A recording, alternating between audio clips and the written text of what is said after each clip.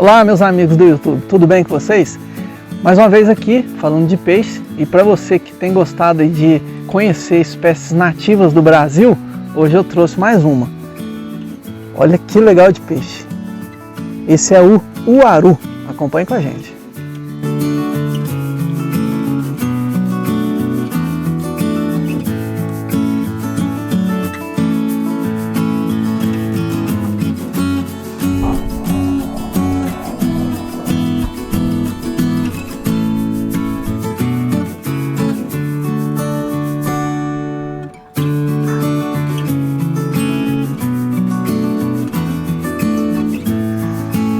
Meus amigos, olha que legal, mais um peixinho nativo do Brasil que eu estou mostrando aqui no canal da Aquaminas hoje.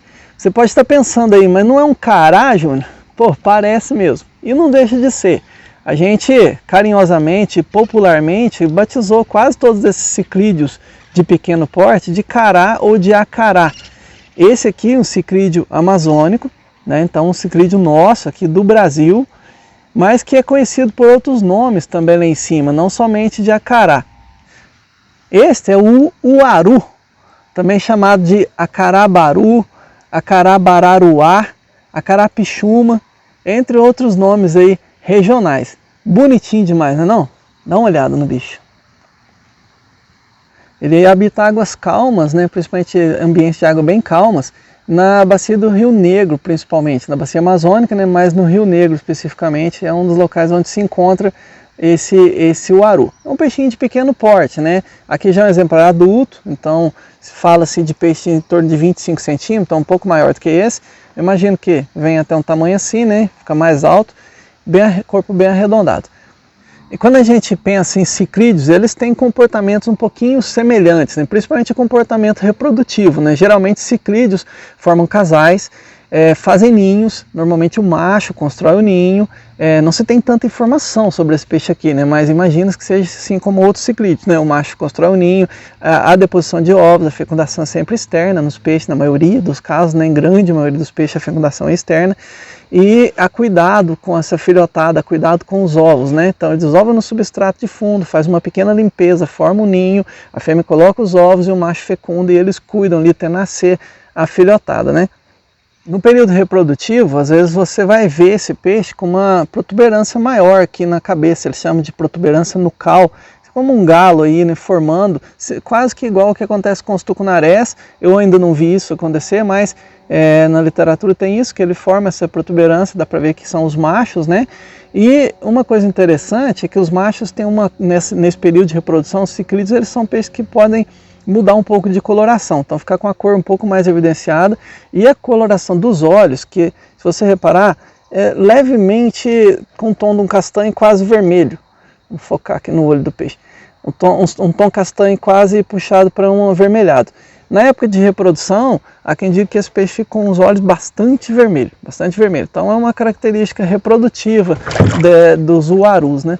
Quanto ao hábito alimentar, os ciclídeos normalmente são onívoros, eles são conhecidos, como a nossa tilápia, né? Comem de tudo, mas algumas espécies têm preferências, né? O uaru, ele, apesar de ser onívoro, poder comer microcrustáceos, folha, flor, fruta, qualquer coisa do tipo, ele tem essa tendência a ser herbívoro. Então ele se alimenta muito de alguns tipos de plantas aquáticas e também de algas filamentosas.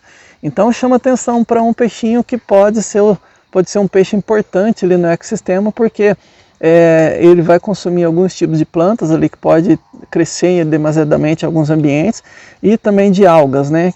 É legal isso aqui, porque é uma coisa que muita gente não encontra muito claro na literatura. Algumas espécies tem muito pouco relato em cima dela e muito poucos estudos. Nós somos ainda, vamos dizer assim, que a gente ainda está bem atrasado nesses estudos das nossas espécies brasileiras. A gente tem pouco conhecimento sobre elas, na verdade, né? Mas olhando aqui para o tipo de dente, eu vou botar uma imagem bem detalhada aí da dentição desse peixe, dá indício de um peixe raspador.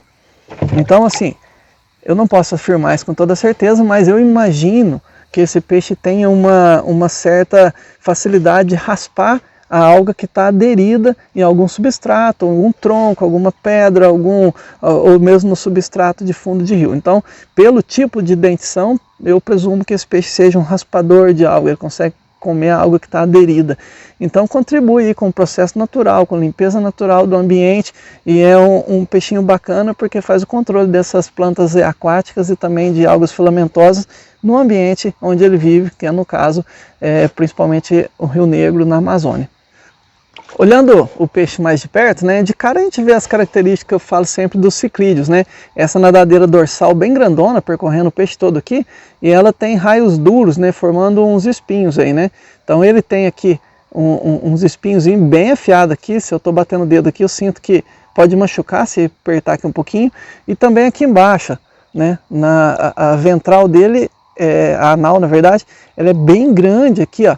Então você não vai ter aqui, eu tenho a nadadeira ventral com um espinhozinho de raio duro e uma anal enorme também com espinho. Então vamos dizer assim, esse peixe tem espinho em quase que todo ele, né? Ele fecha todinho, ele está armado aqui, conforme eu estou segurando, ele está armado de espeto aí para todo lado, né? Isso é uma proteção deles também, né? Serve como proteção para quando algum outro peixe tenta atacar. Por ser peixe pequeno, quase sempre eles são presas, né? A sua cor chama bem a atenção, eu achei muito bonito, que ele tem uma cor num castanho, né, quase que para um marrom, mais clarinho na barriga, mas em cima o dorso um pouco mais escuro. E tem essa mancha negra, bem característica no meio do corpo aqui do peixe, né? Essa mancha negra é bem característica nos oarus, essa mancha negra aqui. A cabeçona puxa para um castanho esverdeado, né?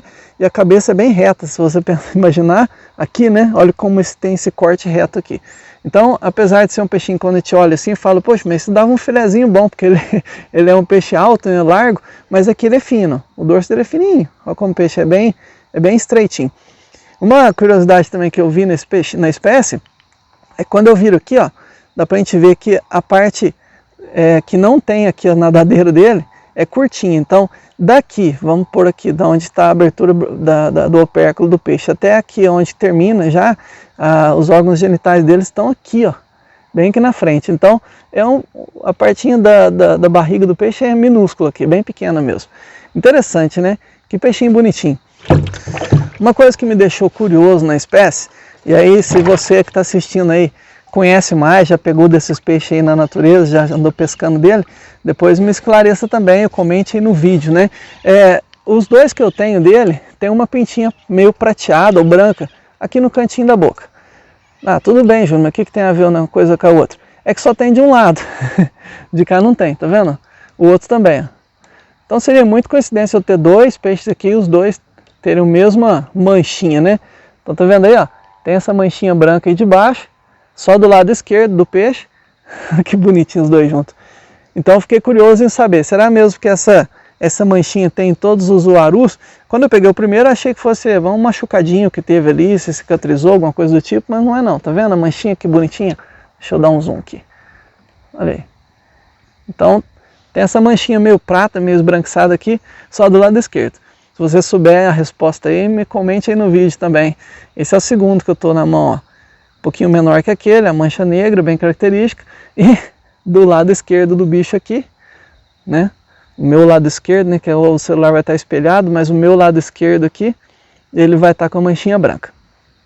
Não é uma espécie que está sendo explorada dentro de piscicultura, então não é uma espécie que está sendo produzida ou vendida dentro das pisciculturas ainda. Tem alguns casos que o pessoal tem usado ele dentro de aquários, né? Já é uma espécie que é promissora para o aquarismo. Eu até chamo a atenção nisso aqui, né? nesse assunto, porque nós temos muitas espécies. Esse peixe aqui é muito legal de conhecer espécie nova, e eu sou apaixonado nisso, né? E esse peixe aqui é mais uma amostra de potencial que nós temos de espécie no Brasil que a gente não explora, né? É um peixe que poderia estar sendo usado mais, com mais largueza dentro do aquarismo. E o que é legal, você fala, poxa, mas é um peixe escuro, será que é tão interessante assim para o aquário? Nós temos alguns exemplos, tipo do nosso Oscar, que é o apaiari, do nosso peixe-disco, né, o acará-disco, que são peixes que não são tão interessantes na versão selvagem, né, do jeito que ele é nativo, ele tem uma coloração mais escura, e isso acontece porque é uma cor que dá alguma vantagem para ele naquele ambiente, né? Mas quando são levados para dentro de pisciculturas e passa por processo de seleção genética, e é onde as pessoas olham algumas mutações e começam a cruzar e sair peixe com outras cores. Então o nosso apaiari, que é o Oscar, hoje nós temos diversas variações de cores dele e não precisamos pegar mais o bicho na natureza para vender, né? A gente consegue produzir esse peixe e tem muita produção até do Oscar fora do Brasil, e eles são vendidos por valores muito mais altos depois de um melhoramento genético e de começar a criar indivíduos com uma coloração mais interessante. Isso aconteceu também com a caradisco. Olha como são bonitos a caradisco hoje, e a versão selvagem não tem essa cor toda.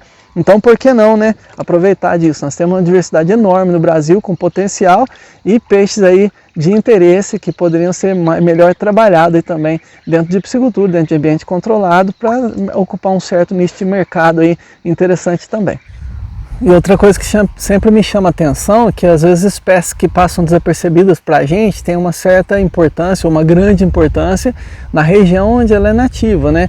Eu conheci esse peixe, o aru, numa pescaria na região amazônica, em Barcelos, e no meio da pesca a gente encontrou um barquinho muito simples, de pessoas muito simples ali, que viviam, dependiam do peixe para se alimentar, pessoas que viviam na dependência total de pegar o peixe para seu alimento, ribeirinhos, né, numa situação de vida bastante difícil.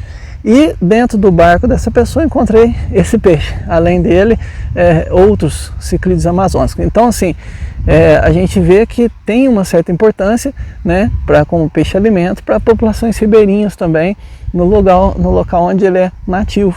E por isso mesmo que eu acho muito importante esse trabalho, e é uma coisa que para nós também nos enche de orgulho a gente poder mostrar tanta dessa nossa diversidade de espécies aí, e chamar atenção para espécies que às vezes você nem conhecia, ou que a maioria das pessoas nem conhece. Então segue aí, o aru, mais um que a gente conheceu hoje. Vamos soltar o peixinho e espero que vocês tenham gostado. Até nosso próximo encontro aí com mais novidades aqui no canal da Aquaminas.